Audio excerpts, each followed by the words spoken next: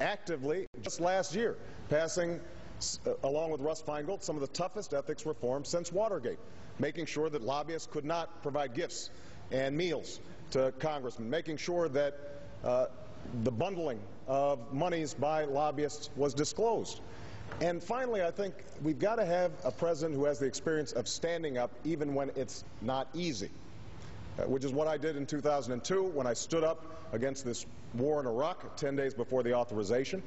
It is that is the kind of judgment that I'm displaying during this campaign when I go to Detroit and I say to the automakers that they need to raise fuel efficiency standards, not in front of some environmental group. That kind of consistency and principled leadership, I think, is what is going to move us in the next direction. That's what I'll provide as president. Governor Richardson, though, there was broad disagreement on this panel about you having the only negotiation experience. You did raise your qualifications earlier. Is your contention that, say, the top three frontrunners in this race are less qualified than you are to be president? No.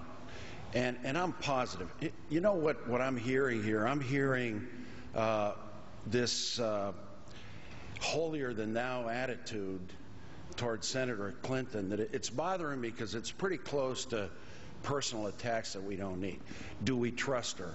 Do she take money from special interest? We need to be positive in this campaign. Yes, we need to point out our differences, and I have big differences with her over the war. I would get all our troops out. Over No Child Left Behind, I'd get rid of it. I also have differences over Iran. I think that was the wrong vote for her to cast because I think it was saber-rattling.